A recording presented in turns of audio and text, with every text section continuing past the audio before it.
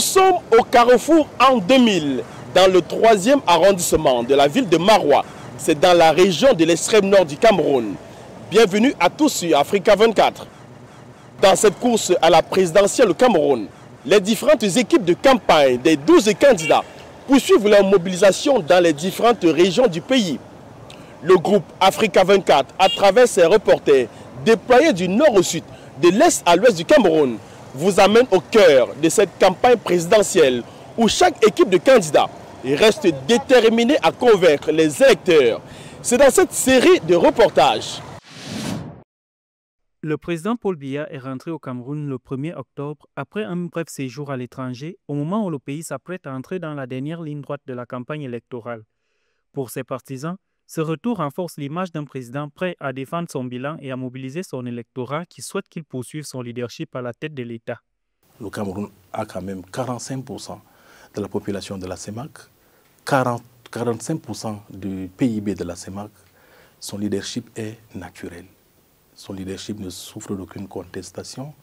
Il faut tout simplement souhaiter que ce leadership continue d'être impacté à l'issue de cette présidentielle pour continuer à faire rayonner le Cameroun au-delà de la CEMAC, au-delà de la CEAC, dans le monde. Pour ses partisans, le président sortant représente la stabilité et la continuité. Il incarne l'image d'un dirigeant déterminé à défendre son héritage et à galvaniser ses troupes à l'approche du vote. Cet engagement direct avec les militants est vu comme une stratégie pour convaincre le maximum d'électeurs. Le leadership du Cameroun ne souffre d'aucune contestation. Il doit continuer à être impacté, il va continuer à être valorisé davantage si notre président est élu. Et je pense que tous les militants sont mobilisés pour nous faire réélire et contribuer donc à dessiner la place importante, incontournable du Cameroun. Le président national du parti au pouvoir, de notre parti, le RDPC, a averti ses militants de se préparer à une éventuelle concurrence. Et c'est tout naturellement que l'idée de la compétition électorale a été intériorisée par les militants du RDPC qui sont habitués à cet exercice depuis 1990. Cependant, la campagne du RDPC se trouve également confrontée aux attentes croissantes des Camerounais, notamment sur des enjeux tels que l'emploi, la lutte contre la vie chère, l'accès aux services de base. À un moment où les préoccupations sociales sont au cœur du débat, le RDPC assure que le programme du candidat Paul Biya apporte des réponses concrètes à un électorat plus exigeant. Candidat à l'élection présidentielle du 12 octobre 2025 au Cameroun, Jacques Bouga Hagbe, ancien économiste au Fonds monétaire international, candidat du mouvement citoyen national camerounais, oriente sa campagne électorale autour d'une meilleure politique budgétaire et monétaire et se positionne en faveur d'un système fiscal incitatif. Quand vous regardez les prêts du FMI de la Banque mondiale, on est autour de 3 500 milliards seulement. Alors qu'en 2023, le pool d'argent qu'il y a dans les téléphones déjà tourne autour de 24 000 milliards. Aujourd'hui, probablement 30 000 milliards. Et si on inclut la diaspora et on inclut les entreprises, parce que les entreprises ont beaucoup de liquidités, contrairement à ce que les gens croient.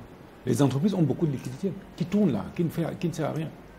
Donc il faut faire bouger cette liquidité, surtout avec le système fiscal incitatif que je compte mettre sur pied. Donc vous voyez que quand vous mettez tout ce pool de ressources ensemble, et vous regardez surtout les besoins de financement de l'économie, vous vous rendez compte qu'en réalité, ces institutions internationales ne peuvent pas faire grand-chose pour nous. Avec une vaste expérience sur les questions économiques en Afrique et en Amérique, Jacques Bouga Hagbe entend changer le visage du Cameroun à travers des réformes de fond au niveau économique. Dans son projet de société, décliné sur plusieurs axes, s'il est élu président, il entend réintégrer au Cameroun le CROU, monnaie locale utilisée au XIXe siècle, aux dépens du franc CFA. Sur le plan légal, la nouvelle constitution va introduire le CROU et la Banque centrale du Cameroun. Deuxième étape, dès le lendemain de mon élection, je lance les négociations sur la création d'une usine qui va fabriquer nos billets, nos nouveaux billets et nos nouvelles pièces de monnaie. Cette usine devrait également former les Camerounais, ingénieurs, informaticiens et tout le reste pour concevoir nos nouveaux billets et les sécuriser. Ça, c'est la deuxième étape. La troisième étape, elle est comptable. Quelques mois après, on introduit une comptabilité qui va inclure la comptabilité en CFA, mais également la comptabilité en cette nouvelle monnaie. Et donc, après cette transition comptable, nous allons introduire la monnaie elle-même dans les banques à travers les machines de retrait d'argent un peu partout au Cameroun. Donc, en moins de 12 mois, on a la nouvelle monnaie du Cameroun. En plus de militer pour la sortie du franc CFA, Jacques Bouga Agbe, éminent panafricaniste, met aussi l'accent sur le capital humain et entrepreneurial, le développement des zones industrielles dans chaque département, le lancement du Fonds monétaire africain avec le droit de tirage africain. Avec 71 773 électeurs inscrits en 2018, selon les données d'Elections Cameroun, le département de l'Acadie, situé dans la région de l'Est, s'affirme comme un bastion électoral stratégique à l'approche de la présidentielle du 12 octobre 2025. Peuplée majoritairement par une jeunesse dynamique et un fort taux de femmes, l'Acadie est une terre d'accueil pour la caravane de soutien du Rassemblement démocratique du peuple camerounais. C'est dans ce contexte que la ville de Batouri, chef-lieu du département, a récemment accueilli Joseph Lé, chef de la délégation permanente du RDPC pour l'Est, pour un grand meeting politique. Aujourd'hui, les populations sont sorties massivement pour donner la preuve, s'il en était encore besoin, de leur attachement aux idéaux du président de la République, son excellence Paul Biya, et pour donner la conviction, donner la preuve qu'au soir du 12 octobre, il y aura une victoire à 100% pour le candidat poste. Lors de son discours, Joseph Lé a dressé un bilan positif des réalisations du président sortant pour la région, mettant en avant les projets d'infrastructure et de développement rural. Il a également dévoilé les grands axes du programme de Paul Biya pour le prochain mandat, destiné à répondre aux défis et attentes des Camerounais à travers tout le pays. Le 27 mai 1983, le président Paul Biya est venu à Batouri inaugurer la maison du parti. À l'époque, il avait félicité le peuple de l'Acadie, le peuple de la région de l'Est pour son dynamisme, pour sa fidélité. C'est pour dire que Batouri, l'Acadie et la région de l'Est occupent une place de choix dans le cœur et dans l'action de Paul Biya.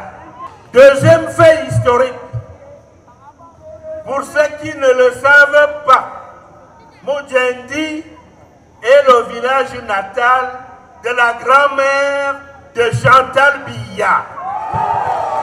Donc, à Moudjendi se trouvent les racines profondes de l'arbre généalogique dont Chantal Biya est un des précieux fruits. Quand j'aurais rappelé ces deux faits historiques, je dis que il est tout à fait normal que l'Acadie choisisse Paul Biya. Les populations de l'Acadie, visiblement galvanisées, ont réaffirmé leur soutien indéfectible au candidat du RDPC. Elles ont promis un vote massif le 12 octobre prochain, assurant que la région sera un acteur déterminant dans la réélection de Paul Biya pour un nouveau mandat.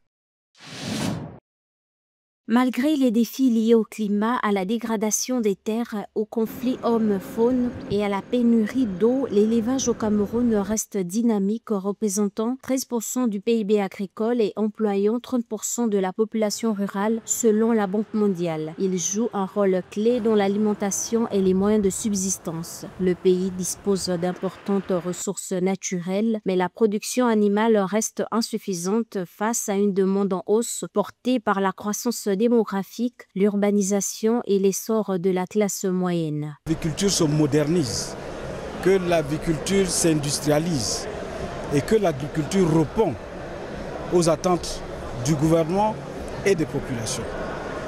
Et vous le savez, nous n'importons plus du poulet ou des découpes de poulet. C'est grâce à cette agriculture-là, c'est grâce aux acteurs nationaux.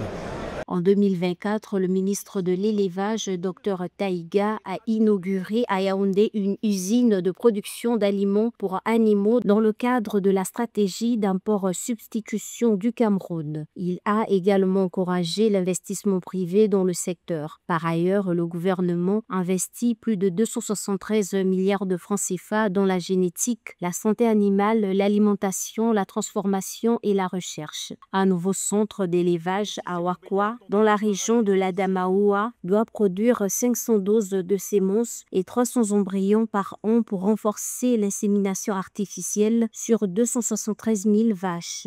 La politique d'import-substitution institué par le chef de l'État est concrétisé à travers les actions des gouvernements et des populations et des acteurs. Donc c'est ça, c'est pour ça qu'il est très médiatisé, pour rendre compte que les politiques publiques sont efficaces et qu'elles répondent effectivement aux attentes.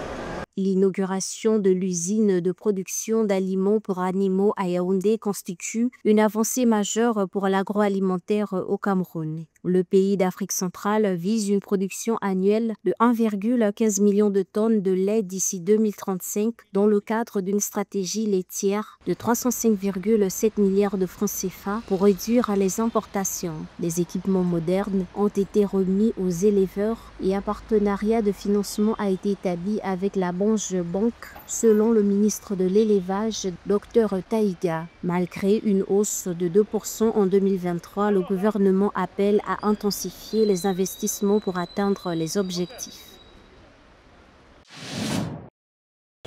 Vous êtes plus de 80 millions de foyers à nous suivre chaque jour. Merci de votre fidélité à notre média qui vous fait vivre à travers le journal de campagne, la présidentielle 2025 au Cameroun. Retrouvez cette édition sur MyAfrica24, la première plateforme de streaming HD de l'Afrique et sur tous nos réseaux de diffusion. Dans un instant, une nouvelle édition de l'actualité africaine.